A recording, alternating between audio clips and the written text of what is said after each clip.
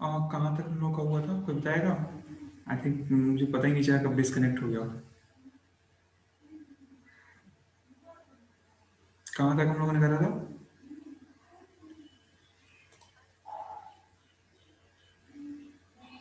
Ohms law. Ohm's law. Wait.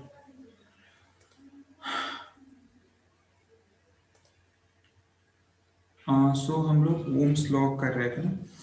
तो Ohm's law I think मैंने बता दिया ओम्स लॉ का, ठीक है। तो Ohm's law V directly proportional to I, V equals to I R, ये सारा चीज मैंने बता दिया था। एग्जाम्पल में करा रहा था, बता चुका था मैं। हेलो। Yes sir. ओके। तो अभी हम लोग ओम्स लॉ हो गया, अभी हम लोग देखते हैं ना series and parallel combination of resistors. ठीक है, तो हम लोग का नेक्स्ट टॉपिक है सीरीज एंड पैरेलल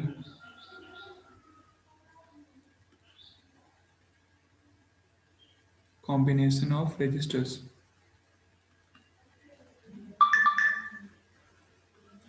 ठीक है, तो ये इंपॉर्टेंट है, आप लोगों में से आई थिंक सब लोग करे भी होंगे, 9th वगैरह में, 9th 10th में होता ही है। ठीक है, एक बार हम लोग जस्ट क्विकली देख लेते हैं इसको कैसे हम करते हैं।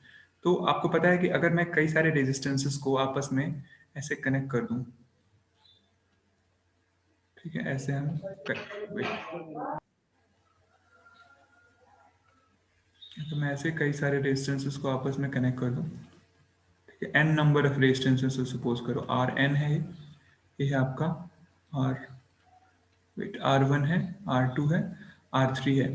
ठीक है, मैं आपसे पूछूं यहाँ पे कि ओवरऑल रेजिस्टेंस कितना होगा इसका, ओवरऑल रेजिस्टेंस। ठीक है, तो ओवरऑल रेजिस्टेंस इसका कितना हो, कोई बताएगा? एनीवन?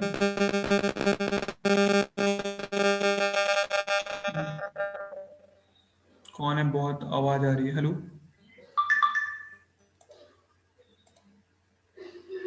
हेलो। Yes sir. कोई आप लोगों को पता है ओवरऑल रेजिस्टेंस कैसे निकालेंगे इसका, anyone? R1 plus R2 plus dot dot फिर RN। सम करते हैं। सर सबको ऐड कर देंगे। हाँ, इस सारे रेजिस्टेंसेस का सम होगा R1 प्लस, प्लीज अपने माइक म्यूट कर लो अभी, जब मैं पूछता हूँ उसके बाद बता के फिर म्यूट कर लिया करो प्लस R।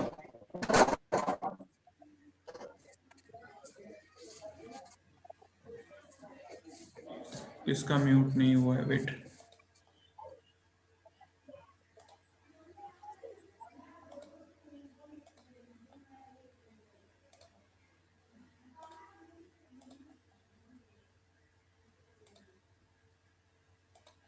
हाँ ठीक है, तो अगर मैं इक्विवेलेंट रेजिस्टेंस निकालूं इसका, तो क्या होगा, R1 plus R2 plus R3 plus, ऐसे ही करते करते जितने नंबर ऑफ रेजिस्टेंसेस होंगे सारे को अगर मैं ऐड कर दूंगा तो क्या होंगे, इक्विवेलेंट रेजिस्टेंस उसका मिल जाएगा, या फिर ओवरऑल रेजिस्टेंस मिल जाएगा। ठीक है, उसको REQ से मैंने डिनोट करा है।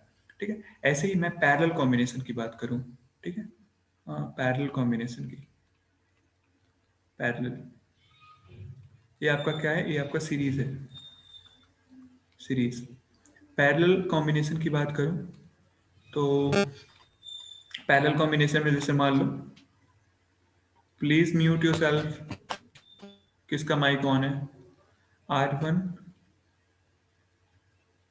R2, ऐसे ही आपका R3, ऐसे ही करते हुए अगर सपोज करो कि ऐसे हमारा Rn, ऐसे कई सारे रेजिस्टेंसेस हैं, n नंबर ऑफ रेजिस्टेंसेस हैं, और सारे किस में हैं, पैरेलल में हैं। तो if I need to calculate the value of equivalent resistance और ओवरऑल रेजिस्टेंस, तो उस केस में सपोज करें यहाँ से हमको ओवरऑल रेजिस्टेंस इसका कैलकुलेट करना है, R इक्विवेलेंट, तो उसके लिए क्या होगा, उसके लिए आप लोग जानते हैं, one R1 1 upon R1 plus 1 upon R2 plus 1 upon R3 plus dot dot R1 upon RN। R2 plus 1 by R3 plus 1 upon Rn। ठीक है ना, ये आपने पढ़ा होगा, ये दोनों equations, it's quite familiar one. ठीक है, ये आपका पहला इक्वेशन और ये है आपका सेकेंड इक्वेशन। ठीक है, तो अब क्वेश्चन ये आता है, अब एक चीज देखो, ये तो चलो हम लोग को पता है पहले से।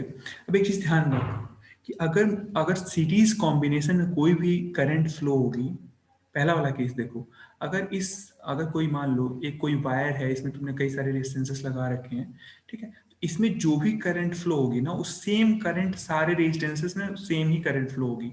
मतलब क्या होता है, जो भी सीरीज रेजिस्टेंसेस होते हैं ना, उस सारे सीरीज रेजिस्टेंसेस में क्या होता है, सेम करंट होता है। क्या होता है इसमें, सीरीज में क्या होगा, सेम करंट होगा, सारे में क्या होगा, सेम करंट होगा। ये ध्यान रखना है हमेशा, ठीक है ना। वो सारे रेजिस्टेंसेस में क्या होगा, सेम करंट फ्लो होगा सीरीज वाले में।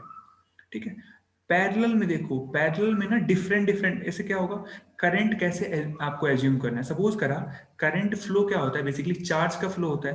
तो कोई चीज अगर मान लो कि फ्लो हो रहा है, जैसे मान लो इधर से कोई चार्ज आ रहा है, ठीक है, अब इधर से चार्ज आ रहा है तो क्या होगा, कुछ चार्ज इधर जाएगा, कुछ इधर जाएगा, कुछ इधर जाएगा, कुछ इधर जाएगा। ठीक है, वो डिपेंड करेगा। आपको मैंने क्या बताया था कि जो रेजिस्टेंस होता है क्या करता है, चार्ज के फ्लो को अपोज करता है। तो अगर कोई चीज, अगर मान लो R1 की वैल्यू ज्यादा है, मतलब ज्यादा अपोज करेगा। ठीक है, तो ज्यादा अपोज करेगा तो उसमें चार्ज कम आएगा। ठीक है, मतलब क्या है कि अगर कोई पैरेलल सर्किट है, पैरेलल सर्किट में क्या होगा, डिफरेंट करंट होगा, करंट क्या हो जाएगा, डिवाइड हो जाएगा। मतलब इसमें करंट अलग होगा, इसमें अलग होगा, इसमें अलग होगा, इसमें अलग होगा, depending upon the value of resistance. ठीक है ना, तो इसमें क्या होता है, पैरेलल सर्किट में जो करंट क्या होता है, डिवाइड हो जाता है। इसमें इसमें क्या होता है, करंट डिवाइड हो जाता है। Wait, divide, current divides. ठीक है, तो ये पैरेलल सर्किट को आपको याद रखना है। पैरेलल सर्किट, सीरीज में हमेशा क्या होगा, करंट सेम होगा, पैरेलल में क्या होगा, करंट डिवाइड हो जाएगा, लेकिन इसमें ना वोल्टेज सेम होगा। मतलब क्या होगा, देखो अगर पैरेलल कॉम्बिनेशन है ना, तो इसके अक्रॉस जो वोल्टेज होगा, इस रेजिस्टेंस के अक्रॉस, R1 के अक्रॉस, वही सेम वोल्टेज इसके अक्रॉस भी होगा, वही सेम वोल्टेज इसके अक्रॉस भी होगा, वही सेम वोल्टेज इसके अक्रॉस भी होगा। मतलब अगर सपोज करो इस पॉइंट का वोल्टेज हमारा V, तो यहाँ का भी वोल्टेज क्या हो जाएगा, V, यहाँ का भी V, यहाँ का भी। ठीक है, तो इसमें क्या होता है पैरेलल कॉम्बिनेशन में, ध्यान रखना, इसमें पैरेलल कॉम्बिनेशन में क्या होता है, सेम वोल्टेज। ये बहुत इंपॉर्टेंट चीजें हैं, ठीक है ना, इसका हम लोग बहुत यूज करने वाले हैं आगे। ठीक है, ध्यान रखना है। देखो, सीरीज कॉम्बिनेशन में क्या था, सेम करंट था, पैरेलल कॉम्बिनेशन में क्या होता है, सेम वोल्टेज होगा। ठीक है ना, सारे रेजिस्टेंसेस के अक्रॉस क्या होगा, सेम वोल्टेज होगा। सीरीज कॉम्बिनेशन में क्या था, सारे रेजिस्टेंसेस में सेम करंट फ्लो हो रही थी। लेकिन इसमें क्या था, इसमें अगर मैं बात करूं ना, तो इसमें आपका क्या होगा, देखो सेम करंट तो फ्लो हो रही है, लेकिन मैं बोलूं कि वोल्टेज कितना होगा, तो अगर मैं R1 के अक्रॉस वोल्टेज बताऊं, पूछूं आपसे कि R1 के अक्रॉस वोल्टेज कितना होगा, तो क्या होगा, ये I टाइम्स R1 होगा। ऐसे R2 के अक्रॉस वोल्टेज क्या होगा, I टाइम्स R2 होगा, I टाइम्स R3 होगा, और I टाइम्स RN होगा। मतलब क्या है, इसमें इसमें सारे में क्या है, सेम सेम करंट तो सब में फ्लो हो रही है, लेकिन वोल्टेज सब में अलग अलग है। मतलब क्या होगा कि सीरीज कॉम्बिनेशन में क्या डिवाइड हो रहा होगा, वोल्टेज डिवाइड हो रहा होगा, वोल्टेज। वोल्टेज डिवाइड हो रहा होगा। ये ना चार चीजें आपको हमेशा याद रखनी है। ठीक है, इसमें वोल्टेज डिवाइड हो रहा होगा। ठीक है, देखो क्विकली हम लोगों ने क्या डिस्कस करा, हम लोग सीरीज और पैरेलल कॉम्बिनेशन की बात कर रहे हैं। तो सीरीज कॉम्बिनेशन में क्या होता है, करंट सेम होता है थ्रू आउट, सारे रेजिस्टेंसेस में करंट सेम होगा। ठीक है, करंट सेम होगा और वोल्टेज क्या होगा, अलग अलग होगा, मतलब डिवाइड हो जाएगा वोल्टेज, डिफरेंट डिफरेंट वोल्टेज होगा। ठीक है, पैरेलल कॉम्बिनेशन में क्या होगा, करंट डिवाइड होगा और वोल्टेज क्या होगा, सेम होगा। ठीक है, सेम। ठीक है, इसको आपको, आप देखो एक चीज, इसको हम लोग थोड़ा एक एग्जाम्पल से करते हैं। एग्जाम्पल,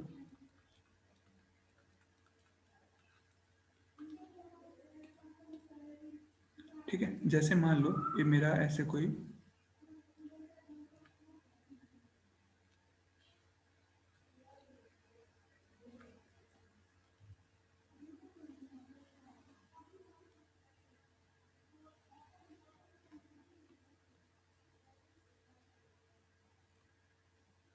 ऐसे कोई सर्किट है। ठीक है, अब सपोज करो कि ये है हमारा 5 ओम रेजिस्टेंस, ये हमारा 5 ओम रेजिस्टेंस, ठीक है, और ये हमारा 20 ओम रेजिस्टेंस, ये हमारा 20 ओम रेजिस्टेंस, ये हमारा है 40 ओम रेजिस्टेंस। मैं आपसे पूछूं कि इसका ओवरऑल रेजिस्टेंस कितना होगा, मतलब आर इक्विवेलेंट कितना होगा इस पर्टिकुलर सर्किट का, ठीक है।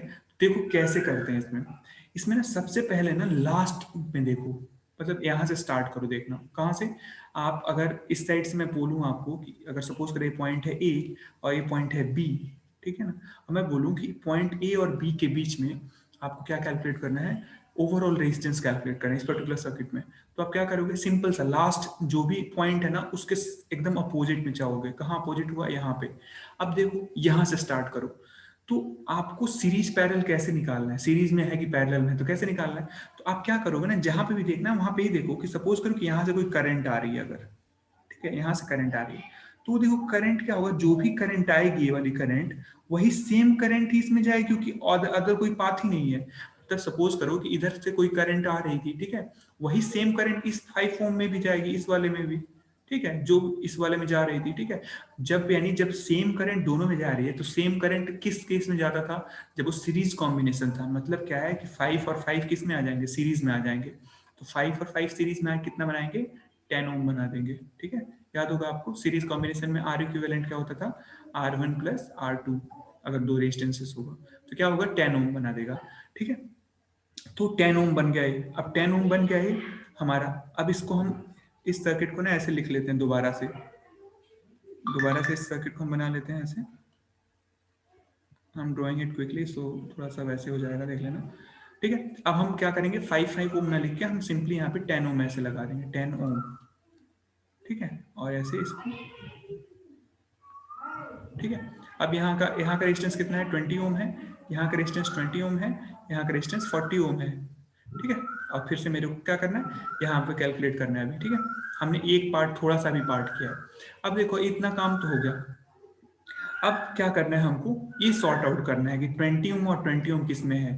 तो देखो सपोज करो कोई यहाँ से करंट आ रही है, यहाँ से, ठीक है, मतलब हो क्या रहा होगा, करंट कैसे जा रहा होगा, यहाँ इस पॉइंट से करंट जा रहा होगा, ठीक है, एक करंट इधर आ रहा होगा, दूसरा करंट इधर चला जा रहा होगा, ठीक है। अब जब इधर करंट आ रहा है आपका, वो क्या हो रहा है, करंट क्या होगा, देखो यहाँ पे आके क्या होगा, दो पार्ट में डिवाइड हो जाएगा। जब भी करंट आप एज्यूम करो ना, तो आप ना एक पाइप एज्यूम कर लो, अगर मान लो किसी को नहीं समझ में आ रहा है, तो आप क्या एज्यूम करो कि एक पाइप है ऐसे, और इसमें पानी है, ठीक है। अब ये पानी है ऐसे, और मैं इसके बाद दो पाइप ऐसे कर दिया हूँ, ऐसे लगा दिया हूँ, और ठीक है, ऐसे कर दिया हूँ, तो ये जो पानी आएगा क्या होगा, एक पार्ट पानी का इधर आ जाएगा, दूसरा पार्ट इधर आ जाएगा। ऐसे ही इसमें एज्यूम करना है। करंट को आप हमेशा अगर कंफ्यूज रहे हो तो एज्यूम करो कि एक पाइप है, और पाइप में क्या है, वाटर है, आपका पानी है, पानी फ्लो हो रहा है, ठीक है ना। फ्लो किसी भी चीज का फ्लो आप मान सकते हो करंट को अगर समझ में आए तो, ठीक है। तो देखो अब क्या होगा, अब जो भी वाटर इस पाइप में आएगा वो क्या होगा, दो पार्ट में डिवाइड हो जाएगा, ठीक है। तो देखो यानी क्या हो रहा है कि जो भी वाट यहाँ से करंट एंटर हुआ वो कहाँ, दो पार्ट में डिवाइड हो जाएगा। तो जब दो पार्ट में डिवाइड हो रहा है, अब क्या डिवाइड हो रहा है, करंट डिवाइड हो रहा है। करंट किस में डिवाइड होता था, पैरेलल कॉम्बिनेशन है, मतलब ये जो 20 और 20 है वो क्या है, पैरेलल कॉम्बिनेशन में है, ठीक है। तो 20 और 20 पैरेलल में है, तो आपको याद होगा मैं क्या लिखा था, 1/R इक्विवेलेंट पैरेलल कॉम्बिनेशन में equals to 1/R1 plus 1/R2 लिखा था ना। तो अगर दो रेजिस्टेंसेस है ना, तो इसको, इस फॉर्मूले को थोड़ा शॉर्ट कर लेते हैं। इसको हम लिख सकते हैं 1/R इक्विवेलेंट इक्वल्स टू, दोनों का एलसीएम ले लोगे तो R1 R2, और ऊपर आ जाएगा R1 प्लस R2, ठीक है। तो यहाँ से R इक्विवेलेंट कितना आ जाएगा, R1 R2 upon R1 plus R2, ठीक है। किसका माइक ऑन हो गया, वेट, प्लीज म्यूट योरसेल्फ।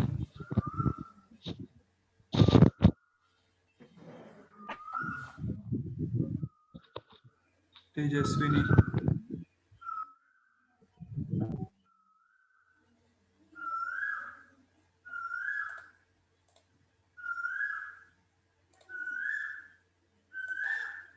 ठीक है।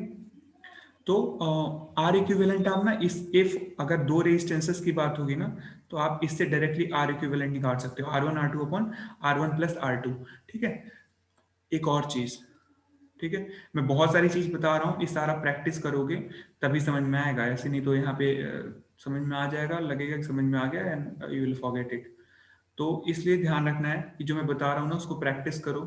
अगर ये हो रहा है तो किसी और को समझाओ आसपास में, ठीक है, तो तभी समझ में आएगा, अदरवाइज फिर भूल जाओगे उसको। तो देखो अब 20 ओम का रेजिस्टेंस है, तो 20 ओम का इक्विवेलेंट कितना हो जाएगा, देखो 20 इंटू 20 अपॉन 20 प्लस 20, 20 कितना हो जाएगा 400 अपॉन 40 मतलब 10, ठीक है। तो यानी इस चीज को हम लोग किससे रिप्लेस कर सकते हैं, 10 से रिप्लेस कर सकते हैं। तो सर्किट एक और जल्दी से बना दो, ऐसे 40 ओम में हो गया, और इस चीज को हम लोग रिप्लेस कर देंगे किससे, 10 ओम से, और एक पैरेलल में आप यहाँ पे भी आपका 10 ओम है, ठीक है। आपका सर्किट पूरा ऐसे बन गया, सॉरी यहाँ पे कनेक्टेड होगा, ठीक है, ये आपका सर्किट बन गया है। अब देखो फिर से एज्यूम करो वही चीज, यहाँ से करंट आ रही है, ठीक है, वही वाटर वाला एज्यूम कर लो कि पानी यहाँ से आ रहा है, दो पाइप है, एक पानी इधर आ जाएगा, दूसरा पानी इधर चला जाएगा, मतलब उसका कुछ पार्ट इधर आ जाएगा, कुछ पार्ट इधर चला जाएगा, ठीक है।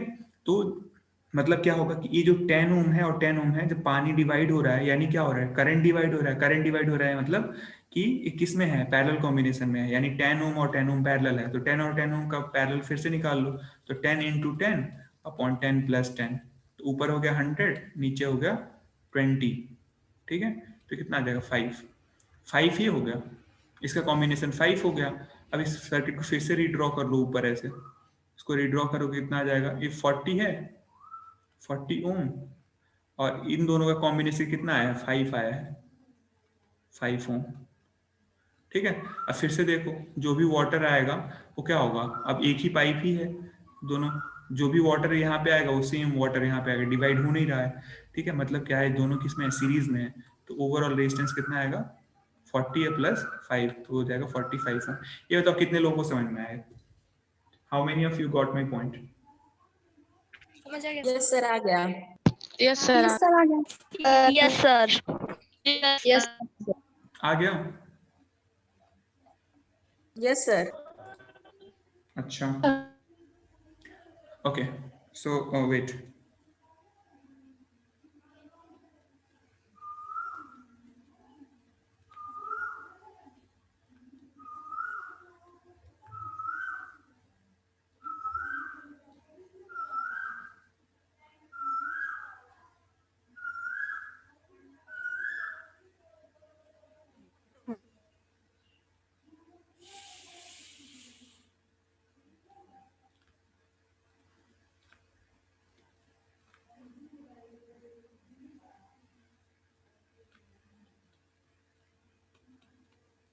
इसका ओवरऑल रेजिस्टेंस कितना आएगा बताओ जल्दी से,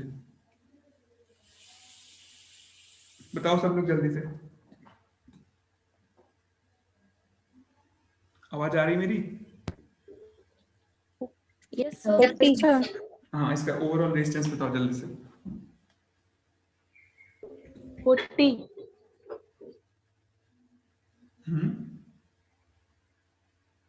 हेलो, 40 सर। वेट कौन कौन बोल रहा है मेरे को पता भी नहीं चल रहा है, रुक जाओ नाम देखने तो तुम लोग, सर 14 होगा। सर 40 ओम।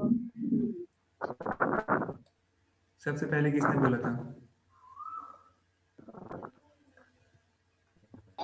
जानवी। जानवी ने बोला था, और किसका 40 आया है, सर 40। सर मेरा भी आ गया 40। सर मेरा भी 40 आ गया। अच्छा तो सर मेरा भी आ गया 40 कैसे आया बताओ जरा, कौन बताया, जानवी बताओ कैसे 40 आया आपका, सर 30 जो तीनों है वो। हाँ तीनों है वो, सर आपकी आवाज क्लियर नहीं है। क्लियर नहीं आ रही है। मैं बोल रहा हूँ, अभी आ रही है आवाज मेरी क्लियर, हेलो,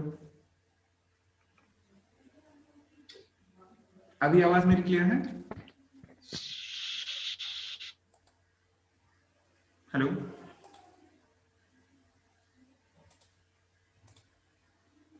आवाज मेरी क्लियर है अभी, हेलो,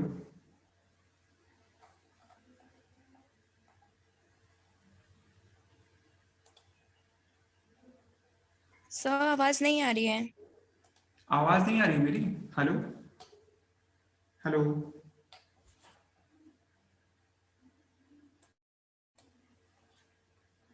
आवाज आ रही मेरी?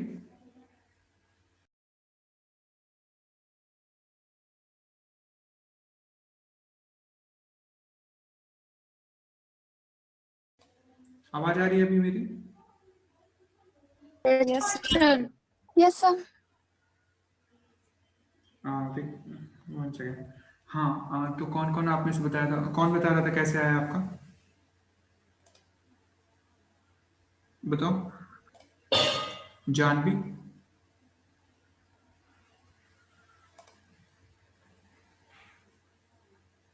कौन बताएगा सर, ये क्या? जो 30 ओम वाले हाँ 30 ओम वाले, सर हम बता रहे हैं।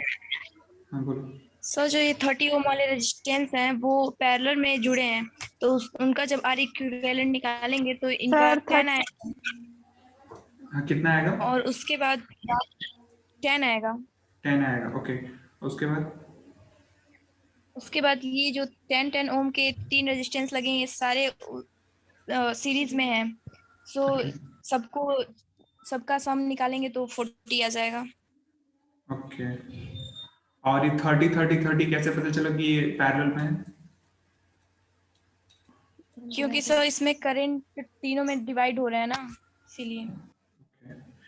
चलो ठीक है, कोई ऐसा है जिसको कंफ्यूजन है इसमें सीरीज पैरेलल कॉम्बिनेशन में? No sir. अच्छा कोई बात नहीं, चलो ठीक है। Wait.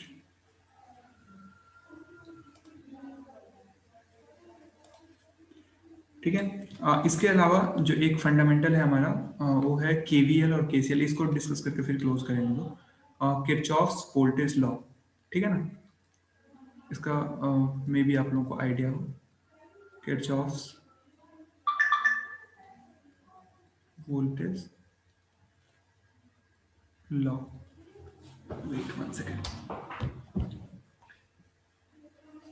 ठीक है, तो देखो क्या है, किरचॉफ्स वोल्टेज लॉ ये कहता है ना कि किसी भी क्लोज सर्किट में, ठीक है ना, क्लोज सर्किट, कोई भी अगर एक क्लोज सर्किट है, मतलब ऐसी सर्किट जो क्लोज्ड है पूरी तरफ से, चारों तरफ से, उस सर्किट में ना जो टोटल जो वोल्टेज होगा ना, उसका जो सम होगा, मतलब उसमें जो भी वोल्टेज होगा या फिर वोल्टेज ड्रॉप होगा, उसका जो ओवरऑल सम होगा ना, वो 0 होगा। मतलब क्या है, जैसे मान लो कोई एक सर्किट है हमारा और इसमें कई सारे ऐसे रेजिस्टेंसेस लगे हैं, जैसे मान लो ऐसे करके, और यहाँ पे एक वोल्टेज सोर्स लगा हुआ है, डीसी वोल्टेज सपोज करो, एसी भी हो सकता है डीसी भी हो सकता है, हम डीसी मान रहे हैं अभी के लिए, ठीक है। ये सपोज करो हमारे पास वी वोल्टेज है, वी वोल्टेज सोर्स है, ये R1 रेजिस्टेंस है, ये R2 है, और ये हमारा RL है सपोज करो, ठीक है। ये रेजिस्टेंसेस लगे हुए हैं।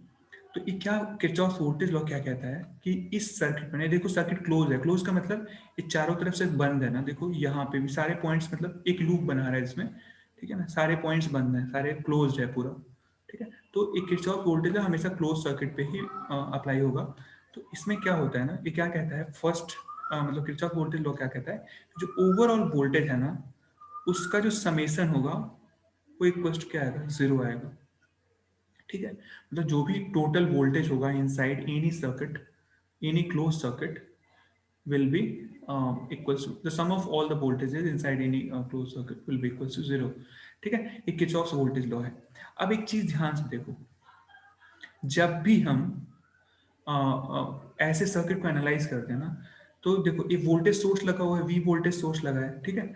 अब इस वोल्टेज सोर्स का काम क्या होता था, वो एनर्जी सोर्स होता है ना, एनर्जी प्रोवाइड करना। एनर्जी क्यों प्रोवाइड करना है, क्योंकि हमको यूनिट चार्ज को मूव कराना है, मूव क्यों कराना है चार्ज को, so that A current flow.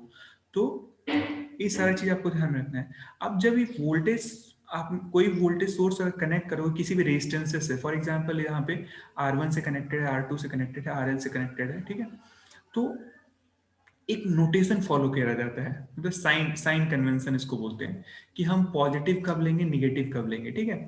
तो देखो जहां से करंट एंटर करती है, ठीक है, जैसे रेजिस्टेंस हुआ या फिर कोई भी कंपोनेंट हुआ आपका, कैपेसिटर, इंडक्टर, रेजिस्टर, जो भी हुआ, तो जहां पे रेजिस्टर के जिस टर्मिनल से करंट एंटर करती है ना, उस टर्मिनल को क्या लेते हैं हम, पॉजिटिव लेते हैं, ध्यान से सुन लो, जहां से जिस टर्मिनल से करंट एंटर करती है उस टर्मिनल को हम क्या लेते हैं, पॉजिटिव लेते हैं, और जहां से लीव करती है मतलब छोड़ती है, वहां से जाती है करंट, उसको हम नेगेटिव लेते हैं। ठीक है, अब देखो, अब करंट यहाँ से आई, मतलब यहाँ से करंट जो भी फ्लो हो रही है, सपोज करें कि आई करंट फ्लो हो रही है, ठीक है, तो आई करंट क्या होगा, R1 में एंटर कर रही है, तो एंटर जहां पे करेगी उसको हम प्लस लिख देंगे, और जहां से वो निकलेगी वहां पे क्या है, माइनस कर देंगे। अब R2 में एंटर कहां पे करेगी, यहाँ पे करेगी इस टर्मिनल पे, तो इसको हम क्या लिखेंगे, प्लस, और जहां पे लीव करेगी उसको माइनस। ऐसे ही RL में कहां से एंटर करेगी, इस पॉइंट पे एंटर करेगी, तो इसको लिखेंगे प्लस, और लीव कहां पे करेगी, इस पॉइंट पे करेगी, तो इसको लिखेंगे हम लोग माइनस। समझ रहे हो मैं क्या कह रहा हूं अभी, इस समझ में आई मेरी बात? Yes sir. Yes sir. हाँ, Yes, sir. ये ध्यान से समझ लो, ठीक है। अब एक चीज देखो, एक और चीज, कि अगर मेरे को ओवरऑल वोल्टेज कैलकुलेट करना है, देखो किरचॉफ वोल्टेज लॉ क्या कहता है कि किसी भी क्लोज सर्किट में जो ओवरऑल वोल्टेज होगा ना, उसका सम होगा वो 0 होगा, ठीक है। अब अगर मेरे को R1 के अक्रॉस वोल्टेज कैलकुलेट करना है, ठीक है ना, R1 के अक्रॉस वोल्टेज कैलकुलेट करना है, तो वोल्टेज क्या होता है, वोल्टेज इक्वल टू क्या होता है, करंट टाइम्स रेजिस्टेंस होता है। तो इसके अक्रॉस जो वोल्टेज होगा क्या होगा, I टाइम्स R1 हो जाएगा, होगा ना, क्योंकि I करंट फ्लो हो रही है, R1 वैल्यू है रेजिस्टेंस का। ऐसे ही R2 के अक्रॉस वोल्टेज क्या हो जाएगा, I टाइम्स R2, RL के अक्रॉस वोल्टेज क्या हो जाएगा, I टाइम्स RL, ठीक है। समझ में आया मेरी बात? अब देखो, अब इस ये क्या है, सिग्मा क्या रिप्रेजेंट करता है, समेशन रिप्रेजेंट करता है, जो सिग्मा हमने लिखा है समेशन रिप्रेजेंट करता है। मतलब क्या है, अगर मैं सारे वोल्टेजेस को जोड़ दूं तो कितना आना चाहिए, 0 आना चाहिए, ठीक है। लेकिन जोड़ने से पहले एक और चीज ध्यान देना है, इसमें भी साइन की ध्यान देनी है, साइन कन्वेंशन फॉलो करना है। तो हम क्या करेंगे ना, हम क्या करेंगे, जब भी अगर हम किसी भी क्लोज सर्किट में जाएंगे, ऐसे मूव करेंगे, हमको सारे वोल्टेजेस को ऐड करना है, तो ऐड करना है तो 1 बाई 1 करेंगे हम लोग, तो 1 बाई 1 हम किसी एक पर्टिकुलर डायरेक्शन में घूम के ऐड करेंगे, ठीक है ना। तो सपोज करा कि हमने एक डायरेक्शन अपने हिसाब से ले लिया है, ए वाला जो हमने जैसे एरो बनाया है, ठीक है। अब क्या होगा कि जब भी हम निगेटिव से पॉजिटिव जाएंगे, जब भी हम क्या करेंगे, निगेटिव से पॉजिटिव जाएंगे, तो हम क्या लिखेंगे उसको, हम उसको लिखेंगे पॉजिटिव, हम उसको क्या लिखेंगे, पॉजिटिव। ये देखो, ये कोई जरूरी नहीं है कि यही आप लिखो, लेकिन मैं बता रहा हूं, ये लिखोगे तो फायदे में रहोगे। आप इसको उल्टा भी लिख सकते हो, ठीक है, बट ये ज्यादा इजी है, आगे के लिए बहुत ज्यादा इजी हो जाएगा और चीजों में भी। तो मेरा कन्वेंशन ये है, आप जो चाहे वो फॉलो कर सकते हो, लेकिन ध्यान रखना कि एक ही फॉलो करना है। भले ही आप, मैं जो बोल रहा हूँ वो ना फॉलो करके इसका उल्टा फॉलो करो, लेकिन ध्यान हमेशा रखना है कि एक ही कन्वेंशन फॉलो करना है, और वो पूरा लाइफ टाइम वही फॉलो करना है, चाहे कोई कुछ भी पढ़ाए तुमको, ठीक है, ये ध्यान रखना है। तो मैं अभी क्या बता रहा हूँ कि मैं क्या करता हूँ कि मैं माइनस से प्लस जब भी जाऊंगा ना, तो उसको मैं पॉजिटिव लूंगा, ठीक है। आप इसका उल्टा भी कर सकते हो, नो प्रॉब्लम, ठीक है, बट मैं क्या कर रहा हूँ, मैं वो बता रहा हूँ। अगर आपको ये फॉलो करना है तो ये फॉलो करो, या फिर आपको दूसरा वाला फॉलो करना है, you can do that. But हमेशा ध्यान रखना है कि आपका वो जो भी फॉलो करोगे वो हमेशा वही फॉलो, ये नहीं कि आधा सर्किट में आप अपना फॉलो कर रहे हो, आधा सर्किट में मेरा वाला कर रहे हो, राइट। तो इट विल क्रिएट प्रॉब्लम, वो गलत हो जाएगा फिर। तो अभी जो मैं बता रहा हूँ, माइनस से प्लस जाओगे आप तो उसको क्या लोगे, पॉजिटिव लोगे। अभी ध्यान से देखो इस सर्किट को, अगर मैं ऐसे मूव करूँ इस सर्किट में, यहाँ से ऐसे घूमूं, तो सबसे पहले मान लो ऐसे मैं घूम रहा हूँ, ऐसे करके सर्किट में ऐसे जाके ऐसे करके घूम के आ रहा हूँ ऐसे, तो सबसे पहले क्या मुझे मिलेगा, ऐसे नीचे से जाऊंगा तो निगेटिव आएगा। तो यानी क्या होगा, मैं मूव कैसे करूंगा, निगेटिव से पॉजिटिव करूंगा, तो निगेटिव से जब पॉजिटिव करूंगा तो मेरा साइन क्या होगा, पॉजिटिव होगा। तो निगेटिव से पॉजिटिव करूंगा तो साइन क्या होगा, पॉजिटिव, मतलब प्लस वी हो जाएगा, ठीक है। ध्यान रखो मैं क्या कह रहा हूँ, देखो ध्यान से, मैं निगेटिव से जब पॉजिटिव जाऊंगा तो क्या हो जाएगा, प्लस वी हो जाएगा। अब देखो, मैं ऊपर, अब यहाँ तक हो गया मेरा, अब मैं ऊपर आया ऐसे, ऊपर घूमता हुआ है, अब मेरे को इसका वोल्टेज लिखना है, तो इसका वोल्टेज लिखना है, तो इसका वोल्टेज क्या है, आई टाइम्स R1 है, हमने वोल्टेज ऑलरेडी निकाल रखा था। लेकिन यहाँ पे हम कैसे जा रहे हैं, पॉजिटिव से निगेटिव जा रहे हैं, तो जब भी हम पॉजिटिव से निगेटिव जाएंगे ना, उसको हम लोग क्या लिखेंगे, निगेटिव लिखेंगे, ठीक है। ये मेरा साइन कन्वेंशन है, मैं फॉलो करता हूँ। आपको अगर ये फॉलो करना है you can follow it, otherwise आपको अपना फॉलो करना है कुछ तो वो भी कर सकते हो, there is no problem, okay. बस ध्यान रहे कि जो भी करोगे आप ना, वो हमेशा के लिए करोगे, नहीं कि आज ये करा कल वो करा फिर कंफ्यूजन हो जाएगा, ठीक है। तो जो भी एक नोटेशन आप बना लो, एक फॉर्मुलेशन, फिर ठीक है। तो हमने क्या किया, सबसे पहले माइनस से प्लस गए थे यहाँ से, तो हमने क्या लिया, प्लस वी ले लिया, ठीक है। ये क्या कह रहा है किरचॉफ वोल्टेज लॉ कि सारे वोल्टेज का जो सम है वो 0 है, तो हमने क्या किया, प्लस वी ले लिया। उसके बाद क्या हुआ, दूसरा वोल्टेज का है हमारा, R1 के अक्रॉस वोल्टेज ड्रॉप है I टाइम्स R1, तो इसमें हम ऐसे मूव अगर करेंगे हम तो क्या होगा हमारा, प्लस से माइनस जाएंगे तो प्लस से माइनस को हमको क्या लेना पड़ेगा, निगेटिव लेना पड़ेगा, तो माइनस आई टाइम्स R1, ठीक है। ऐसे ही हम दूसरे पे जाएंगे तो ये भी प्लस से माइनस जा रहा है हमारा, तो इसमें भी क्या लेंगे हम लोग, माइनस आई टाइम्स R2। ऐसे ही हमारा इसमें भी प्लस से माइनस, ऐसे ऊपर से अगर हम ऐसे नीचे आएंगे, हम एक डायरेक्शन में घूम रहे हैं, हम लोग कैसे घूम रहे हैं, ऐसे करके घूम रहे हैं, ठीक है ना, ठीक है। हम लोग किस डायरेक्शन में, क्लॉकवाइज डायरेक्शन में घूम रहे हैं, जैसे घड़ी चलती है, ठीक है। ऐसे क्लोज सर्किट में ऐसे किसी एक पर्टिकुलर डायरेक्शन में घूमा जाता है, ठीक है। और हम क्या करें, माइनस से प्लस जा रहे हैं तो पॉजिटिव ले रहे हैं, और प्लस से माइनस जा रहे हैं तो नेगेटिव ले रहे हैं, ठीक है। इसलिए हमने इसको V को पॉजिटिव लिया, IR1 को नेगेटिव लिया, IR2 को भी नेगेटिव लिया, और IRL को भी नेगेटिव ही लेंगे, IRL, ठीक है। और एक किरचॉफ वोल्टेज लॉ क्या कहता है कि इन सबका जो सम है वो किसके बराबर होगा, 0 के बराबर होगा, ठीक है। इस समझ में आया, कितने लोगों को समझ में आया? यस सर, समझ आ गया। समझ आ गया सर। यस सर, समझ आ गया। Yes sir. पक्का ना? यस सर, समझ में आया। ठीक है। तो एक किरचॉफ वोल्टेज लॉ है, तो कोई भी सर्किट होगा ना, उसमें जो ओवरऑल वोल्टेज जो होंगे उनका जो सम होगा वो इक्वल टू 0 होगा, ठीक है। अब देखो इसको जल्दी से हम लोग एक एग्जांपल कर लेते हैं। एक एग्जांपल, एक सपोज करो कि हमारे पास एक वोल्टेज है ऐसे, ये है 5 वोल्ट, एक वोल्टेज है हमारा, ये है 3 वोल्ट, और ये है हमारा V वोल्ट है, इसका वैल्यू है V। अब मेरे को पता करना है, इस सर्किट में मेरे को पता करना है फाइंड V। बताओ कितना आएगा V की वैल्यू?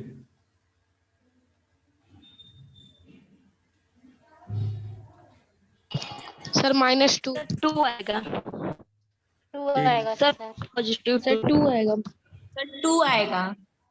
2 किसका किसका आ रहा है, नाम अपने बताओ, मैं लिख दूं। दिव्यांजलि। सपना ऋषिका ग्रहण। यादव, दिव्यांजलि, चलो दिव्यांजलि का, और ऋषिका सिंह। ऋषिका सिंह। ऋषिका, स्वीकृति यादव, सपना ग्रहणी। तिवारी, सपना हो गया, और कौन यादव? स्वीकृति यादव, स्वीकृति, स्वीकृति यादव, चलो पता नहीं क्या है, हम समझ नहीं आ रहा हमारा। और कोई? श्वेता तिवारी, कौन तिवारी? श्वेता तिवारी, ST, हाँ चलो नेक्स्ट। और कौन किसका? हाँ, विद्या कुमारी। दिव्या भारती, ये कौन है? कौन सर नेक्स्ट? विद्या कुमारी। विद्या सर कुमारी, ममता वर्मा। विद्या कुमारी मेरा भी 2 है। -2 किसका है? -2 sir Divyanka Gupta -2। Divyanka Gupta, DG। Yes sir. हाँ, और बस? सर रागिनी सिंह। रागिनी सिंह का क्या है? रागिनी सिंह का क्या है? सब -2। रागिनी सिंह का RG, Rahul, sorry RS। Next, और कौन? काजल यादव। -2 या 2? -2। काजल यादव। अच्छा चलो ठीक है, देख लेना। अभी मैं कर दूं इसको सिंपल सा, देखो इसमें भी ऐसे घूम जाओ, क्लॉकवाइज घूमोगे, माइनस से प्लस जाओगे तो क्या लेना है, प्लस, तो +5 हो गया। फिर प्लस से माइनस जाओगे तो क्या आएगा, माइनस। प्लस से माइनस जाओगे तो क्या आएगा, माइनस आएगा, ठीक है। फिर प्लस से माइनस जाओगे तो -V, और इक्वल टू क्या आएगा, 0, ठीक है। तो V इक्वल टू क्या आ जाएगा यहाँ से, 5 - 3 इक्वल टू 2 वोल्ट। तो जिनका 2 वोल्ट है उनको बधाई, ठीक है। Thank you sir. Divyanjali, Rishika, Sapna, SY, ST, VK, पता नहीं कौन कौन है, ठीक है। तो इस सारे लोगों का आंसर सही है, और जिनका गलत है वो देख लो साइन कन्वेंशन, एक बार आप लोग कर लेना है, इजी है ना, इसमें कुछ वैसा नहीं है, ठीक है। जिनका गलत है वो देख लो कहाँ पे गलत है।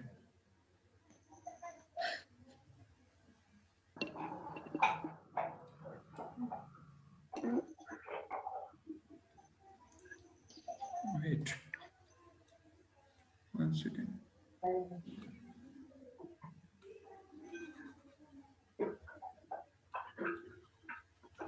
सीरीज क्यों नहीं हो रहा?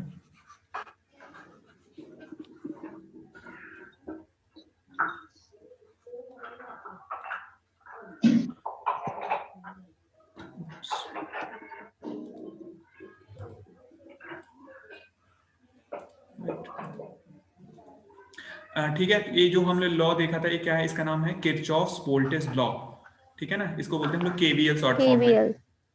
Yes, sir. नेक्स्ट हम लोग का लॉ है केसीएल, ठीक है? Kirchhoff current law. Kirchhoff current law. Kirchhoff's Current law. KCL, ठीक है? वैसे ना ये तुम लोग इलेक्ट्रिकल क्लास चली तुम लोगों की? No sir. No, sir. Electrical में है, ठीक है ना? इलेक्ट्रिकल में पढ़ ली होती तो मेरे को नहीं पढ़ाना पड़ता, मैं डायरेक्ट उस पर चलता, लेकिन तुमने मेरे ख्याल से पढ़े नहीं हो इसलिए पढ़ाना पड़ा। एनीवेज चलो, तो किरचॉफ्स करंट लॉ में क्या है कि जैसे उसमें क्या था, उसमें क्या कंपलसरी था कि सर्किट ना क्लोज होना चाहिए था। जो केवीएल था उसमें क्या कंपलसरी कंपोनेंट था कि सर्किट जो क्या हो, क्लोज हो। इसमें क्या कंपलसरी है कि जो एक नोड होना चाहिए किसी पर्टिकुलर नोड पे, ठीक है ना? कोई नोड का मतलब जहाँ पे ना कई सारे ब्रांचेस मतलब मिल रहे हो आपस में आके, ठीक है ना? जैसे मान लो कहीं कई सारे वायर्स, मान लो वायर्स आके आपस में कनेक्ट हो रहे हो एक पॉइंट पे, उसको हम लोग नोड बोलते हैं, ठीक है? तो किसी पर्टिकुलर नोड पे ना अगर सपोज करो ऐसे ढेर सारे रेजिस्टेंसेस कनेक्ट हैं, ऐसे करके ऐसे करके ऐसे करके ढेर सारे रेजिस्टेंसेस कनेक्ट हैं, जितना भी करना हो कनेक्ट कर सकते हो, ठीक है ना? No problem. तो आप सपोज करो कि इसमें कोई ना कोई करंट फ्लो रही है सारे रेजिस्टेंसेस में। सपोज करो कि इसमें हो रही है हमारी I1 करंट, इसमें हो रही है I2 करंट, इसमें हो रही है हमारी I3 करंट, इसमें हो रही है हमारी I4 करंट, इसमें हो रही है हमारी I5 करंट, ठीक है? ऐसे करके कितने भी नंबर ऑफ करंट्स। तो किरचॉफ्स करंट लॉ क्या कहता है कि जो किसी भी पर्टिकुलर नोड पे ना जो सम ऑफ इनकमिंग करंट्स होता है, ठीक है ना? जो सम ऑफ इनकमिंग करंट होता है वो किसके बराबर होता है? सम ऑफ आउटगोइंग करंट के, ठीक है ना? मतलब क्या कहता है वो कि अगर मैं आई इनकमिंग बोलूं, ये सम ऑफ इनकमिंग करंट वो किसके बराबर होता है? सम ऑफ आउटगोइंग करंट के। सम ऑफ इनकमिंग करंट का मतलब किसी ये नोड है हमारा, अब इस नोड पे कितनी करंट आ रही हैं, ठीक है ना? उन सब का सम, ठीक है? और उस नोड से कितनी करंट जा रही है उनका जो सम होगा वो दोनों क्या होगा? बराबर होगा। किरचॉफ्स करंट लॉ का डेफिनेशन है, ठीक है? अब एक देखो, अब इस पॉइंट पे इस एग्जांपल में ध्यान दो, क्या है? I1 क्या है? आ रहा है कि जा रहा है? इस पॉइंट पे बताओ। आ रही है। आ रही है सर। हाँ, तो I1 इनकमिंग करंट है, तो I1 इनकमिंग हो गया, ठीक है? और कौन कौन सा इनकमिंग करंट है? I3 भी देखो इनकमिंग करंट है, ठीक है? और कौन सा? I5 I5। I5 तो